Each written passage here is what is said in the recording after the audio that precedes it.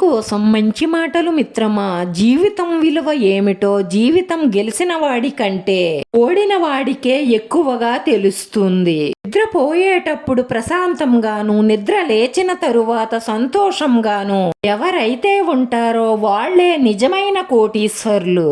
విత్తనం బలమైందైతే ఏ మట్టిలోనైనా మొలకెత్తుతుంది. అలాగే మన సంకల్పం బలమైనది అయితే దేనిలోనైనా సరే విజయం సాధించగలుగుతాం.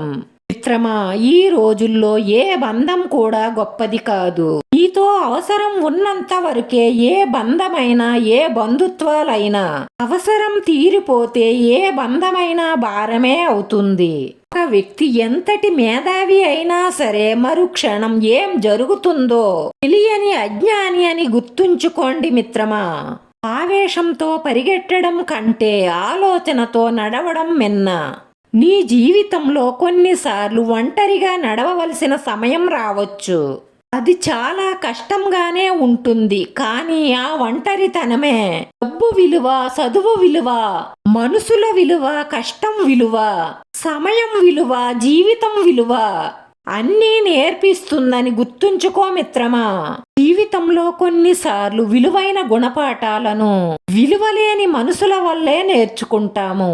మిమ్మల్ని నిర్లక్ష్యం చేసే వారి కోసం మీ సమయాన్ని వృధా చేసుకోకండి.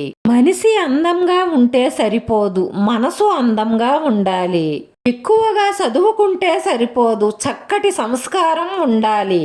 ఒకటి గుర్తుంచుకో మిత్రమా, నిజాయితీగా ఉండు కానీ నిశ్శబ్దంగా ఉండిపోకు. విలువ లేని చోట నోరు విప్పకు. అవసరమైన చోట నీ గురించి నువ్వు వాదించుకో. మన కోసం ఎప్పుడూ ఎవ్వరూ రారని మాత్రం గుర్తుంచుకో మిత్రమా. జీవితంలో కొన్ని సంఘటనలు జరగడం మంచిదేమో. కొంతమంది మనస్తత్వం నిజస్వరూపాలు బయటపడతాయి. అవి మొదట్లో బాధనిచ్చినా సరే జీవితాంతం ఏడవకుండా కాపాడతాయి. మంచితనంగా ఉండాలి, మంచి మనసుతో ఆలోచించాలి. ఎవ్వరిని చులకనగా మాట్లాడకూడదు, ఎవ్వరిని బాధించకూడదు. మన సమస్యలకు పరిష్కారం మన దగ్గరే ఉంటుంది. ఇతరుల దగ్గర లభించేది కేవలం సలహా మాత్రమే మిత్రమా. మన జీవితం మనకేదీ నేర్పించదు మిత్రమా.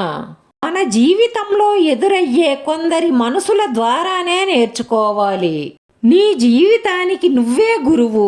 నీ జీవితాన్ని ఎలా మార్చుకోవాలి అనుకున్నా, ఎలా మలుసుకోవాలి అనుకున్నా నీ చేతుల్లోనే ఉంటుంది మిత్రమా. పడిపోతామని భయపడితే నడక రాదు, ఓడిపోతామని భయపడితే విజయం రాదు. భయం వదిలేసి పట్టుదలగా ప్రయత్నిస్తే విజయం అదే వస్తుంది. ఒకటి గుర్తుంచుకో మిత్రమా, దైవం అంటే గుడిలో ఉండే విగ్రహం కాదు, నీ ఇంట్లోనే ఉండే నీ తల్లిదండ్రులే. ఈ ప్రపంచంలో అందరికంటే ఎక్కువగా నువ్వు బాగుండాలి, బాగుపడాలి అని కోరుకునే వాళ్ళు నీ తల్లిదండ్రులే. ఇది మాత్రం ఎప్పటికీ మర్చిపోకు మిత్రమా. ఎవరి గురించి ఎక్కువగా ఆలోచించకు, అది మన మనశ్శాంతిని దూరం చేస్తుంది. ఏం జరిగినా దైవ నిర్ణయం అని భావించు, అప్పుడే ప్రశాంతంగా ఉంటుంది మిత్రమా. తోటి వారితో పోల్చుకోకుండా ఉన్నంతలో సంతోషంగా ఉండు. శరీరంలో లోపం ఉందని బాధపడకు మిత్రమా. మనసులో లోపమున్న వారే సంతోషంగా బ్రతికేస్తున్నారు ఈ రోజుల్లో. అందంగా ఉన్నవారి కన్నా మనల్ని ఆనందంగా చూసుకునే వారితోనే మన జీవితం సంతోషంగా ఉంటుందని గుర్తుంచుకో మిత్రమా. 100 మంది శత్రువుల కంటే ఒక నమ్మక ద్రోహి చాలా ప్రమాదకరం. నీ మంచి కోరుకునే వాళ్లను ఎప్పుడూ దూరం చేసుకోకు. నీ చెడు కోరుకునే వాళ్లను నీ దరికి చేరనివ్వద్దు. స్వార్థంతో నిన్ను పొగిడే వాళ్లను ఎప్పటికీ నమ్మొద్దు మిత్రమా. మాటలు రానివాడే కాదు, డబ్బు లేనివాడు కూడా చాలా సందర్భాలలో మౌనంగా ఉండవలసి వస్తుంది. అసూయ, ద్వేషం అనేవి మానసిక రోగాలు. అవి మనిషి ఎదుగుదలను ఆపేస్తాయి. సంతోషం, సహనం, శాంతం, ఉపకారం ఈ 4 గుణాలు మనిషి ఎదుగుదలకు కారణమవుతాయి. చదువు ద్వారా సంస్కారం నేర్చుకున్నవాడు, అనుభవం ద్వారా పాఠం నేర్చుకున్నవాడు జీవితంలో ఎప్పటికీ ఓడిపోడు. ఇష్టం ఎక్కువగా ఉన్నవారి మీదే కోపం కూడా ఎక్కువగా ఉంటుంది. ఎందుకంటే కోపం కూడా ఒక రకమైన ప్రేమే. మంచి జీవితానికి మూల సూత్రాలు: చదువు, సంస్కారం. చదువు ఎప్పుడూ తలదించనివ్వదు, సంస్కారం ఎప్పుడూ పడిపోనివ్వదు. మనం పట్టుకున్నంత వరకే బాధైనా కష్టమైనా ఒక్కసారి వదిలేసి చూడు, ఏది నిన్నేమీ చెయ్యలేదు.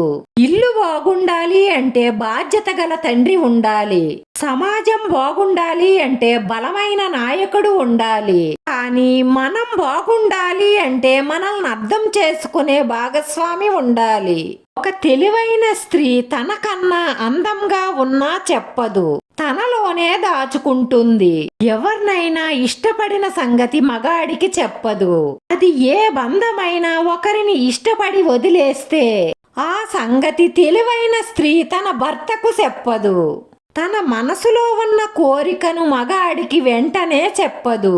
కొంతమందికి నగలు కొనుక్కోవాలని, కొంతమందికి బట్టలు కొనుక్కోవాలని, మరి కొంతమందికి తిండి వస్తువులపై మోజు ఎక్కువగా ఉంటుంది. అందుకే వెంటనే చెప్పరు.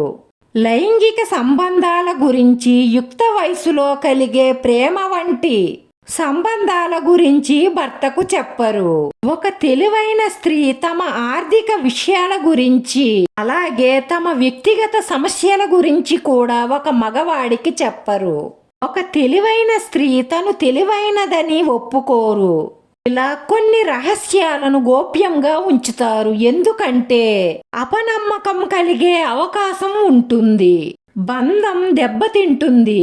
ఎప్పుడైతే నమ్మకం ఏర్పడుతుందో అప్పుడు తన మనసులో ఉన్న రహస్యాలన్నిటినీ తన భర్తతో చెప్తుంది.